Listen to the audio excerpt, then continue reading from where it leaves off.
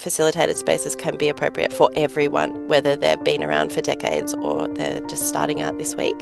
So it's very jargon free, and it just keeps bringing you back to yourself, so that it doesn't matter whether it's a new experience, because you're still experiencing. That is Hollie Wilde thorn. Her invitation is to people who are searching for the most direct way to live the life you dream of. Self-crafting will take you beyond what you've dreamed and into more than you ever thought possible. Welcome to the Dale Allen Podcast. These podcasts are my gift to you. I share with you what I have found to be personally transformative. I invite you to continue the journey, deepen the journey. Pick up the book In Our Right Minds. It's on Amazon, and it represents 25 years of my teaching on the deep feminine archetypes. This is also available as a short film, which has been awarded in 19 independent film festivals. You can see that at inourrightminds.net. Thanks so much, enjoy, and please, if you found value, subscribe and share. Yeah, so I'm Hollie Wilde thorn, and I live on Walbunja country in Australia, which is between Canberra, which is our capital city, and the south coast. My life is very ran by animal needs. I have a lot of animals in my life, and they take up a lot of the organizational space, especially in the mornings. My day job, is I'm a psychotherapist, and so that really informs everything else I do.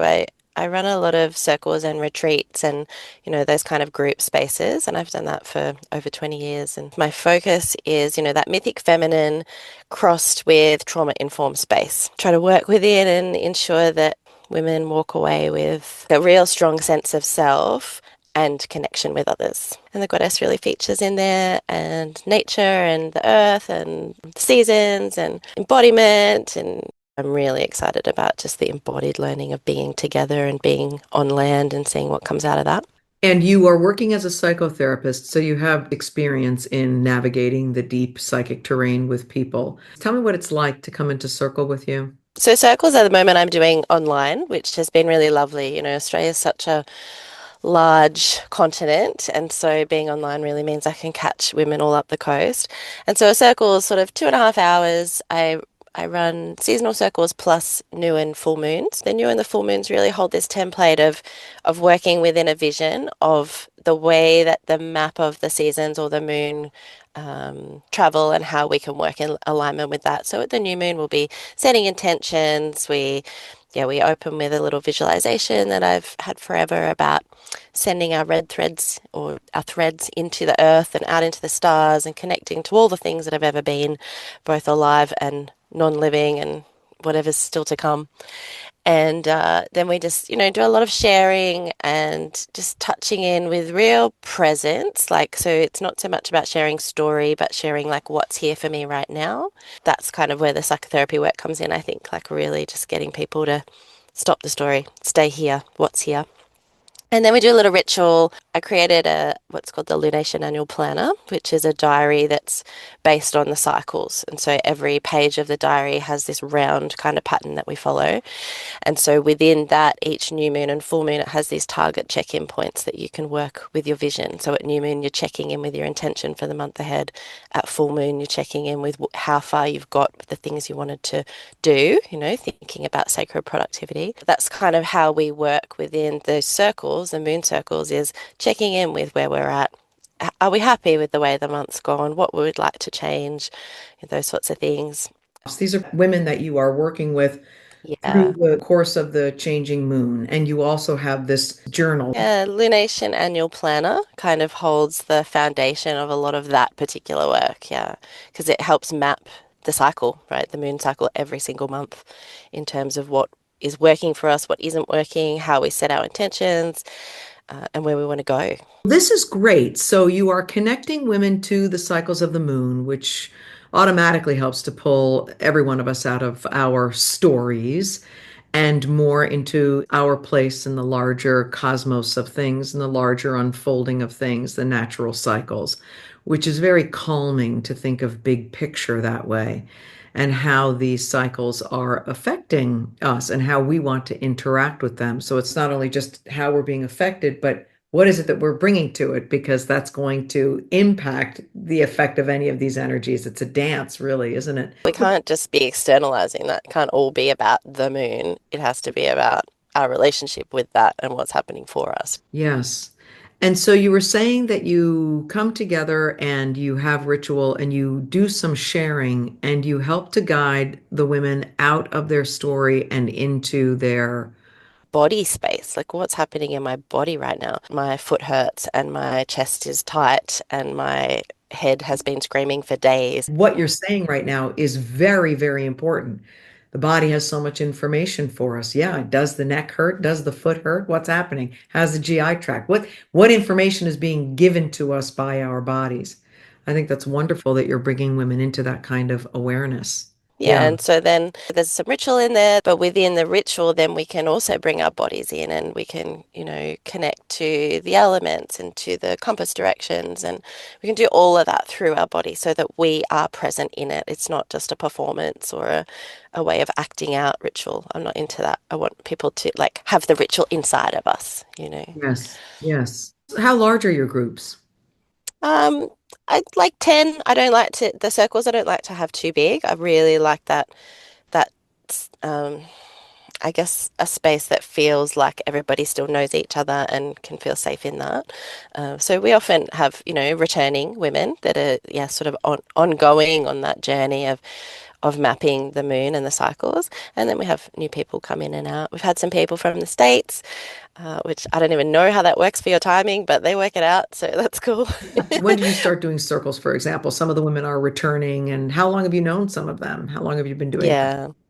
Well, I mean, I've been running circles for over 20 years, and before that, I was in circles. So I have the story that my mum was a hippie, and she had her New Age awakening in the early 90s, and so I was surrounded by all these aunties that were having their own women's circles, and reading all the good books and introducing me to all the good works. At the time, I thought they were all weirdos, but now look at me. Uh, Yeah, right. so yeah, so some women have been around for a really long time and some are just sort of still coming to it. And what I really like to hold space for is that facilitated spaces can be appropriate for everyone, whether they've been around for decades or they're just starting out this week. So it's very jargon free and it just keeps bringing you back to yourself so that it doesn't matter whether it's a new experience because you're still experiencing. You don't have Mhm. to know anything. You don't have to know all the right words and how it works. Right. Yes, isn't that nice? It's not a secret club. It's something that Mm. everybody can connect to. Well, one thing I know is when I'm in a circle, it becomes essentially one big mirror. It's like one organism talking to itself. Every time a woman shares, she seems to be offering something that is apropos in some way or another or in layers to everybody else. It's incredible that once we come out of you call it the story. Once we come out of kind of that headspace and our own narrative, and we really just go deep into our experience. First of all, it's incredible to me how quickly women drop in, how Mm. quickly, given the right container, how Mhm. quickly women drop in and are able to speak from this incredible depth, this incredible place. And when we speak from that place, we end up finding that it's really like a mirror to where we might have felt so different, or women might have felt disconnected, and they realize just how connected they are when you speak from that deep authenticity. And it also amazes me that so many women and men, maybe we're just focused on women right now, but this certainly applies to men as well, never have this experience and how needed it is, how needed circle time is, and that kind of authentic connection. I run circles here as well. Whatever it is a woman is experiencing, there's a container to be held. And again, there are points of similarities. Even though the details might be different, the energetic connection is incredibly, incredibly powerful. The common, the holy ground that gets found. And you use that beautiful word container. And I think about that so often that, yeah, my job is to create the container, hold the space for the container, but not control the container. Like the control happens within the rhythms of everybody else who's within that container. And I can hold those edges of the container, knowing all kind of, or at least holding space for all the potential and possibility of the space without it needing to be anything in particular. But the people inside it will, like you say, organically create what happens inside. And of course, no circle's ever the same. Right. Even if the same people are there from one month to another, it's never the same because we're all shifting and changing. And like that's super magical. And because I've been in this space for so long, people will message me and say, like, oh, we've been Facebook friends for 7 years, but I'm finally ready to come to a circle. It's just everybody gets there in their own time. And what I learned from moving from a big city to a small town was that speaking our truth comes in many forms. And, we don't, truth doesn't necessarily mean our secrets. And so I learned very quickly that it's a whole different thing to be sharing your deep and darkest stuff with people who you never see. You only see them at Circle, as opposed to being in a small town where you go to Circle and then tomorrow you see those people in the supermarket. And so I talk to people a lot about think about what it is that you want to bring tonight to this circle, and that's all you have to do. And you don't have to make any promises, you don't have to tell any secrets. Just be here in this moment with whatever capacity you've got, and be honest as you can about that. How much do we really need to share? What actually needs to be in this space that would be benefiting ourselves and each other to create that beautiful organic magic that we're talking about? Yes, some circles are also set up to do what we would call deep tissue work. That's a different kind of agreement. You are a psychotherapist, so you have training in those areas of the human psyche and experience. So that kind of deep tissue circle can be incredibly powerful and should be facilitated by somebody who is able to handle that kind of terrain. What are Mhm. some of your other offerings too? Well, so then on the other end of that spectrum, I think speaking to what you just said about that deep tissue work, that's where retreats face to face come in, when we can be again in small groups. I don't do any more than 15 people at these style of retreats where we can go in and we can really drop in through the land practices, through the ritualized being together and all the small and the large kind of acts that we make in doing that. And then that's where the deep tissue work happens. And because there's the extra support, like I would never take somebody deep in a group session for their first session when they don't have any backup support. I don't know when they're online, I don't know where they are, who they've got around them, all of those sorts of things. So it's a very different level of holding, but also delivery. Like what's there is very different. So my retreats are on land. People camp on our property. We have this most beautiful, pristine piece of Australian bushland with cold waters coming out of the mountains and animals everywhere. We've got horses and goats and chickens and dogs and cats and all the things. And so that's all a part of that retreat space. And we do quite a bit of psychotherapeutic work with the horses, and we do a lot of land-based crafts. So using the resources that are there on site, so basket weaving and dyeing yarn, spinning yarn, because I'm obsessed with spinning at the moment. What that's all about for me is showing people that everything they need is right here. They don't need to go and buy things. They don't need to order the next big course. Like actually just coming together with each other on the land gives us all the things we need when it's held well in that container. Yes, yes. Oh, how wonderful that you have land and animals. You were talking about principles of the sacred feminine. Let's talk a little bit more about that. How do those weave through your work? I want to name my first kind of goddessy mentor, Thea Gaia. We call her the sort of midwife of the goddess in Australia. So part of her kind of her story was that she was a priest, ordained priest in the church that would accept female priests. Long story short, over time she realized she needed to ask the question, where were women in the church, which led her to Merlin Stone's work, which led her to being asked to leave the church, which led her to teaching women's history at universities and finding nature. And she came across to the States and traveled around, stayed with people like Carol Christ and, met Starhawk and met Susanna Budapest and that kind of era of just really exciting connection in the divine feminine work and brought that back in her work to really bring women's history, and of course Maria Gimbutas style history, as much as Rosa Parks and various people in Australia, like all of that women's power history, and then also bringing that in with seasonal work to kind of make something that was new in Australia at the time that nobody was really doing.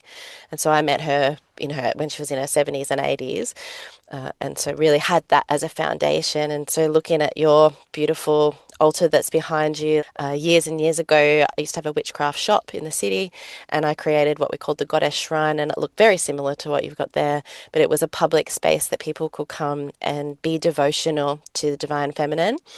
And they would leave little prayers. And every month we would, in alignment with the moon, we would take all the prayers and put them in this special silk bag. And three women that were dressed like three phases of the goddess would do this ritual of bringing the prayers into the water. And then we'd take the water and pour it down into the city drains and let it go all the way through. Like, so that was in the national capital. So the idea was if we pour these dreams into water, which of course we know holds the memory and the power, it will soak into the heart of the nation and magically make everything more beautiful and wonderful. So that's some of the context, prehistory of where I've come from to be here now. I love the water, water, water. When we were at the Parliament of the World's Religions, we had a wonderful water ceremony, and women from all over the world brought little vials of water from wherever it was that they came from. My daughter and I went to our favorite beach in the area, to our beloved Long Island Sound. We said a prayer before we took our sample of that water, brought it out to Chicago at the Parliament of the World's Religions. Very ceremoniously, all of that water was poured with prayer into one vessel. And it just became this incredibly powerful collection of water that was filled with loving intention. And then eventually, back behind the conference hall, it's one of the Chicago lakes, and the water was poured into the lake and therefore back to the globe. And so it was really, really incredible. I love the story you just told. Yeah, Yeah. water's it's just so it's what women have done forever, right? We've sat by the waters and by the rivers and sang and woven and washed our clothes and drank our water. Like it's so significant. So that's important, that kind of work. And so that leads today to how the goddess shows up for me is a lot through mythic story. So my seasonal online circles and then my retreat seasonal journeys each focus around a story that I've written about one of the goddesses. And so I've sort of selected goddesses around, the wheel of the year that I think are valid through the way that I story them. And of course, that's a very feminist-based story. What I mean by that for people that don't know what the difference would be, like the story of Cora and Persephone doesn't include being taken and raped by a man. Like that's just not even in the story, right? It's all about choice and empowerment and the way that she chose to go into the underworld to meet her grandmother to learn the wisdom. So I have these stories that the women listen to, and then that's kind of a journey, that's a way to journey in and journey through. And we always say, like with oral story, that comes obviously out of long lineage of our own traditions, no matter where we come from, oral story is there. And it's there for people to take away the piece that they need. And so I don't know what the outcome will be when the women hear the stories, but they all get something and it changes every year. I use the same stories each year. We go around that spiral again and again. And each year they say, that can't be the same story you told last year. Well, I love storytelling, and we human beings are storytellers. And this is a huge part of our experience. Storytelling, poetry, myth, metaphor. This is the way of being in the world of the right hemisphere of the brain. And storytelling is our deep, deep heritage. And I love what you just said. In our Right Minds presentation, I tell a version of the Selkie woman that I wrote, keeping that fundamental story. And for as many times as I have told that story, every time I tell it, it feels like I'm telling it for the first time. It's alive. It's alive. It's a living thing that connects you to another dimension that's ever changing and ever new and also ever ancient and the same. To your point, I can have the same women who've heard it before, and it's just, wow, I heard it so differently this time. It touched on some other aspect of myself. And I also like the way you talked about looking at some of the myths. Of course, some of them were aberrated or changed, and they were picked up, many of them by Christianity.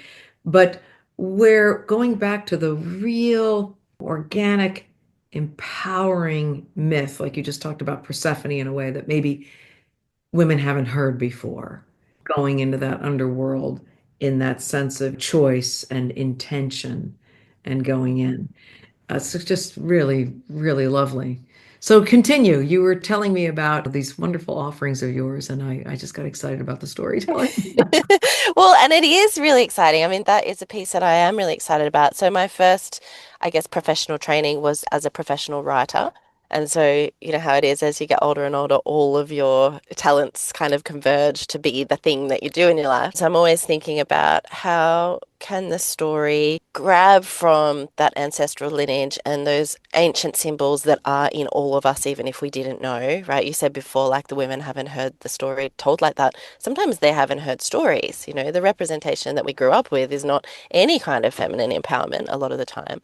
So, how do I create a story that holds that feminine empowerment while pulling from those ancestral lineages? And of course, all of us settler people have different lineage in that. So there's not one place to draw from, but trying to find those I guess the themes and the symbols that are across many cultures, many continents, and then just kind of planting them in the stories and letting them be.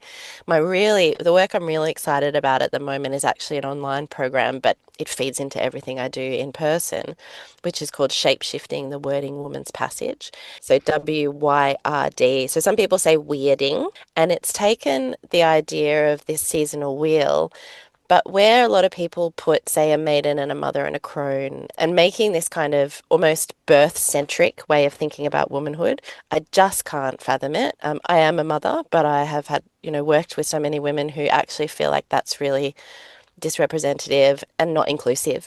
So for years, I've been thinking about, all right, how do we do this better? And so this shape-shifting idea comes out of sort of a different kind of map of life cycles and passages that we just do again and again and again in our lives. And so she's the daughter and the enchantress and the queen and the wise woman. But in the center of that is this wording woman, and she is the one that turns the wheel. And she is the one who weaves the thread and holds the I say the wording woman is kind of a spectrum between warrior and witch. And the warrior's on the outside holding the edges, holding the boundary. She walks the boundary. And the witch is right in the center. She's stirring that cauldron in the middle. And that's woman. We're all of those archetypes at once, all of the time.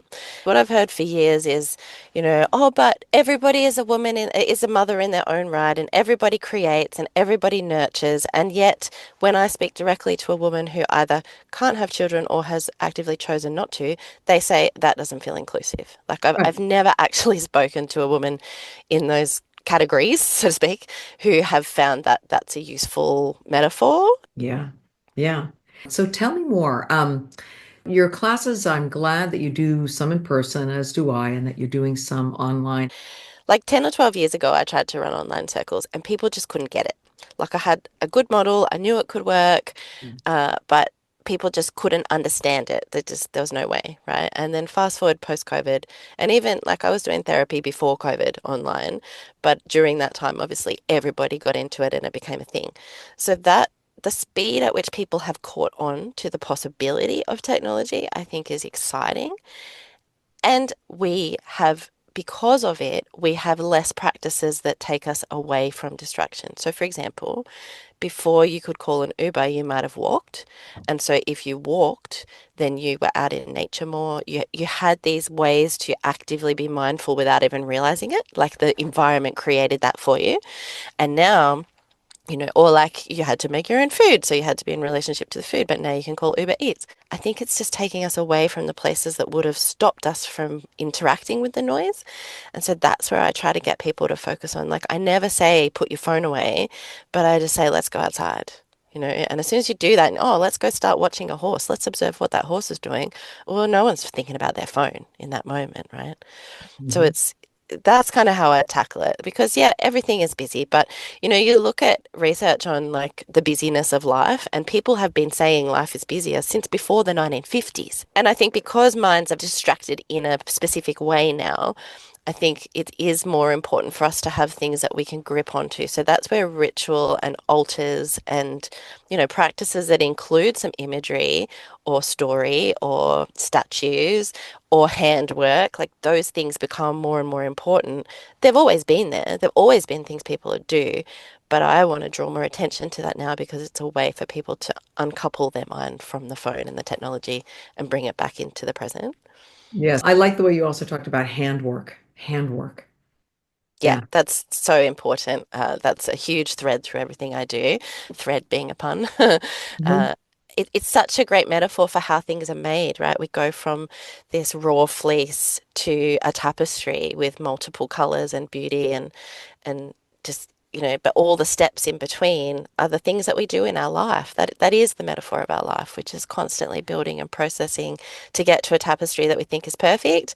And then, and this is what I always say about therapy as well, we get this tapestry and I say therapy is the process of looking at your tapestry and realizing, I don't like that bit. I'm going to unravel it. I'm going to cut threads out there. Oh, I don't like that bit that somebody gave me when I was a child, so I'm going to undo that. And then I'm going to grieve all of the mess that I've now got. And then I'll cut out the bits I don't want and I'll add the new colors and the new textures, and I can rebuild the tapestry in the way that I want.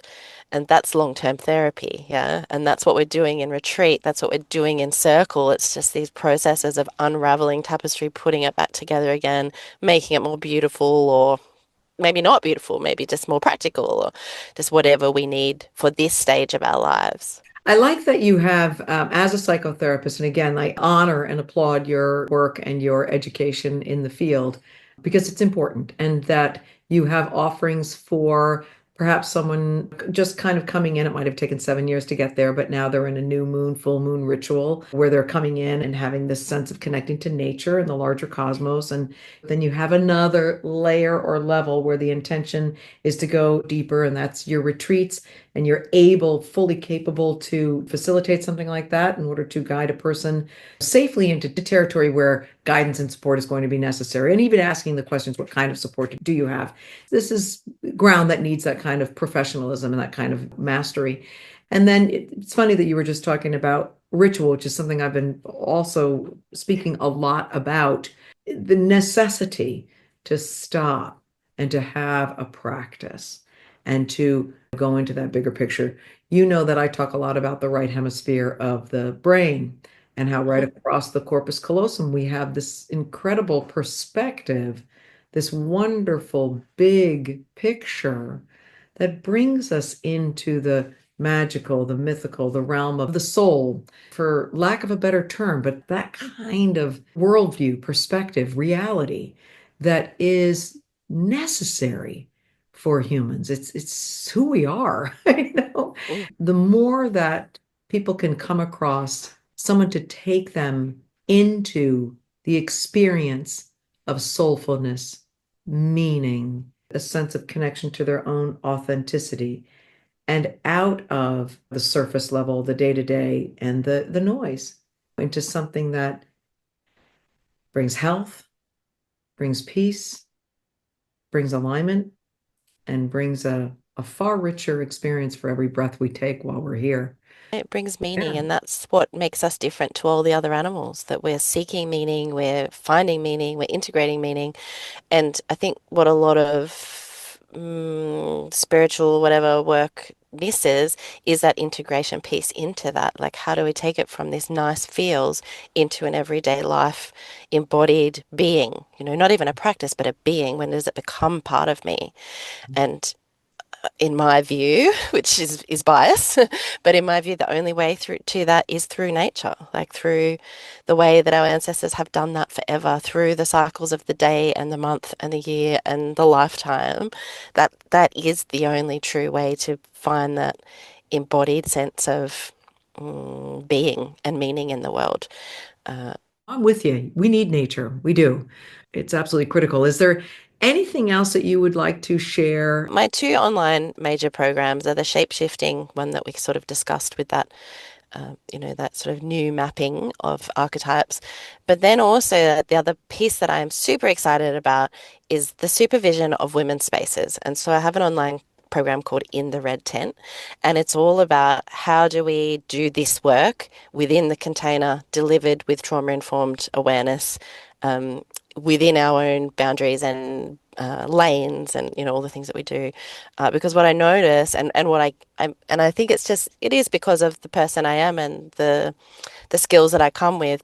Women come to me and say, "Oh my gosh, I finally realize why you're so staunch about these things, because I just went to this other circle and it was a shit show and it wasn't trauma informed, and I felt, really just terrible afterwards," and all these things that I just hear all the time. And for years I was sort of like railing against that. And then I thought, well, Holly, the only way to fix it is to create a program to teach people how to not do that, right? Yeah. Isn't that wonderful? Well, Isn't it's just that, so missing in a lot of the training spaces that yeah. I've seen, at least, and certainly the feedback that I get from other women. So I just thought, okay, well, I'll do it. So it's a subscription program, it's on Mighty Networks, and so you just every week there's content that's shared, and so you can just sit down with your cuppa, read the piece of content, and sort of muse on that, how it's related to your own work. And then every 2 months we meet in a group, and the women put forward a case that they'd like to have discussed. So it's sort of, people don't realize that as therapists we do what we call supervision, which is to come together with at least one other therapist, but usually a group, and to bring up cases that we might be struggling with or that we might feel we have blind spots in, and that gets discussed within a group of other professionals, practitioners that can see things that we can't. And that's how we get better and better, and that's how we still make sure that we are serving the people that want us to work for them. So I'm kind of taking this model and bringing it into women's mystery space to say, all right, you send me your cases and I'll pick two every 2 months, and then we'll come in and we'll discuss them as a group. And so everybody comes online on Zoom. We've got these cases, and then, yeah, let's talk about it. Let's see what worked, what didn't, what could have happened, what would have been better, or how to move forward if it's an ongoing case. Things like, oh, a woman keeps talking about this topic and I don't know how to get her off the topic. Just something that simple, or the really extreme, like, oh my gosh, someone had a total meltdown and I didn't know what to do. And there's so much scope. And having worked in this space for so long, I've seen so many things in the spaces that I feel like I can speak to this. So that's the way that I'm trying to serve the broader community that isn't sort of the women that come to me, but the women that are out there in the world that might never touch me, but at least their facilitators can be a bit more educated and a bit safer, more secure. And it's not even people's fault. It's not a Yeah. way to say like you're doing it wrong. It's just Yeah. people don't know what they don't know. And Right. so let's make sure that everyone has more information. I have to say, I really am delighted to hear about this, and I truly honor and applaud you in it. You're really lovely, and I so appreciate all that you're doing. I'm happy to be able to share you. Thank you. Wonderful. Thank you so much, Holly.